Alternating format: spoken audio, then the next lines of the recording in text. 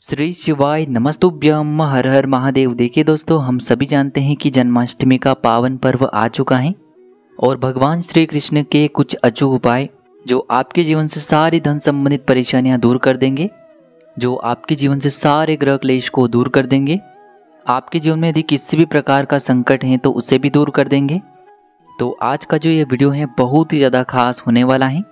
देखिए, आज की इस वीडियो में हम आपको तुलसी जी के पत्ते से, तुलसी दल से किए जाने वाले कुछ बहुत ही चमत्कारिक उपाय बताने वाले हैं। देखिए, आज के इस पूरे ही वीडियो में हम आपको 5 महा उपाय बताने वाले हैं। जो भी उपाय आपके लिए उचित हैं उसे आप कर सकते हैं। देखिए, बहुत ही प्यारे से उपाय होने वाले हैं। आप सभी जानते हैं भगवान कृष्ण को तुलसी दल बहुत अधिक प्रिय होता है। तो आज के जो ये उपाय हैं विशेषकर तुलसी दल से ही किए जाने वाले हैं। देखिए, भगवान श्री कृष्ण का जन्म भाद्रपद मास के कृष्ण पक्ष की अष्टमी तिथि पर हुआ था। देखिए, इस बार की जो कृष्ण जन्माष्टमी है वह बहुत ही दुर्लभ संयोगों के साथ बन रही है। देखिए, जन्माष्टमी की जो तिथि है इस बार 26 अगस्त को सुबह 3:39 से प्रारंभ हो जाएगी और 27 अगस्त को सुबह 2:20 तक यह चलने वाली है, यानी कि 27 अगस्त को जन्माष्टमी का समापन होगा। तो देखिए, इस बार जो जन्माष्टमी है वह 26 अगस्त सोमवार के दिन पड़ रही है। देखिए दोस्तों, भगवान श्री कृष्ण का जन्म रोहिणी नक्षत्र में हुआ था, तो इसीलिए कृष्ण जन्माष्टमी प्रत्येक बार रोहिणी नक्षत्र में ही मनाई जाती है। इस बार रोहिणी नक्षत्र 26 अगस्त को 3:55 से लेकर के 27 अगस्त को सुबह 3:38 तक होने वाला है। तो इस बार कृष्ण जन्माष्टमी 26 अगस्त 2024 को सोमवार के दिन है। और आज के जो सभी उपाय हैं पूज्य गुरुदेव पंडित प्रदीप जी मिश्रा की कथा के अनुसार आपको समझाने का पूरा प्रयास करेंगे। लेकिन उससे पहले वीडियो को लाइक करें, चैनल को सब्सक्राइब करें और सभी शुभ भक्त कमेंट में श्री शिवाय नमस्तुभ्यम या फिर ओम नमः शिवाय जरूर लिखें। देखिए, जन्माष्टमी पर यदि आप यह तुलसी दल का उपाय कर लेते हैं तो आपकी जो जन्मांतर की गरीबी है वह सभी समाप्त हो जाती हैं। आपको धन, वैभव, सुख, समृद्धि, ऐश्वर्य, कीर्ति की प्राप्ति होती है और यदि आपका कोई भी कार्य अटक रहा है तो वह भी परिपूर्ण होता है। साथ ही साथ आपकी जो भी विशेष मनोकामनाएं हैं वह भी परिपूर्ण होती हैं और इसी के साथ में आपको भगवान श्री कृष्ण का आशीर्वाद भी प्राप्त होता है। देखिए दोस्तों, पहला उपाय, जब भी आप जन्माष्टमी यानी कि श्री कृष्ण जन्माष्टमी के दिन स्नान करेंगे तो आपका जो स्नान वाला जल है उसमें आपको तुलसी जी की जो मिट्टी होती है उस मिट्टी को अपने स्नान वाले जल में थोड़ी सी डालनी है। आपको केवल 1 चुटकी तुलसी जी की मिट्टी लेना है और इस मिट्टी को आपको अपने स्नान वाले जल में डाल देनी है।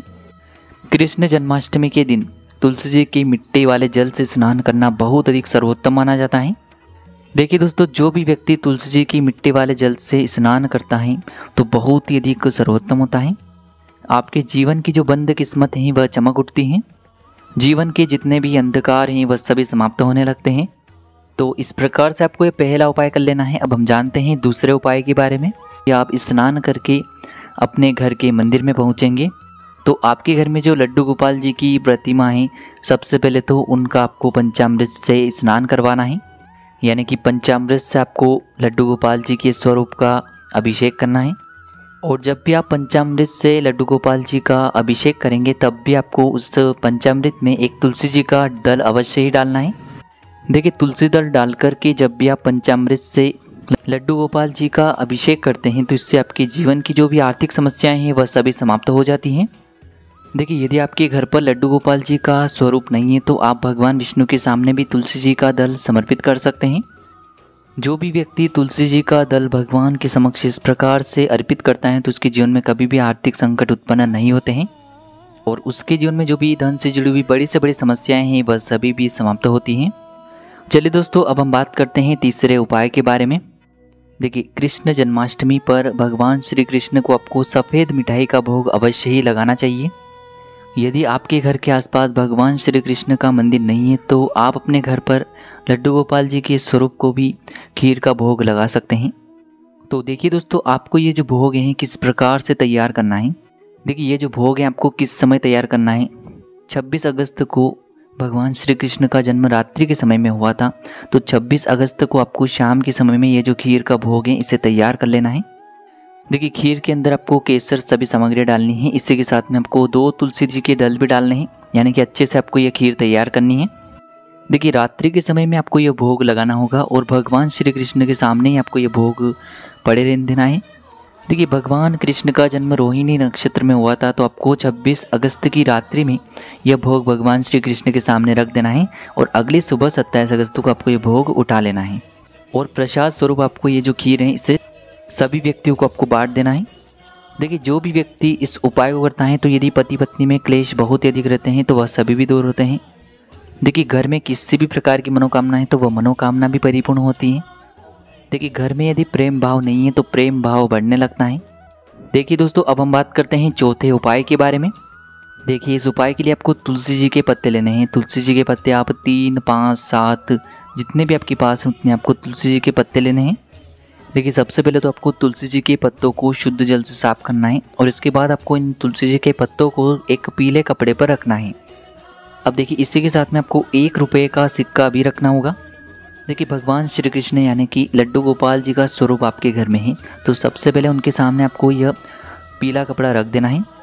यदि नहीं है तो आप भगवान विष्णु की तस्वीर के सामने भी यह पीला कपड़ा रख सकते हैं। देखिए यह जो पीला कपड़ा है आपको रात्रि के समय में ही रखना है, यानी कि भगवान श्री कृष्ण का जन्म रात्रि के समय में हुआ था, तो आपको यह पीला कपड़ा रात्रि के समय में ही रखना है। यानी कि 10 से 11 बजे के बीच में आपको यह कपड़ा भगवान श्री कृष्ण के सामने रख देना है और अगली सुबह यानी कि सुबह 7 बजे आपको ये जो कपड़ा है इससे वहाँ से उठा लेना है। देखिए जैसे ही आप ये जो कपड़ा है इससे भगवान के सामने से अगले दिन जन्माष्टमी के अगले दिन उठाएंगे, तो ये जो 1 रुपये का सिक्का है इससे आपको अपने पर्स में रख लेना है और यह जो 2 तुलसी जी के पत्ते हैं इन्हें आपको एक पोटली के रूप में बांध लेना है और जहाँ कहीं भी आप अपने घर में धन रखते हैं, तिजोरी है, वहाँ पर आपको इस पीले कपड़े को रख देना है।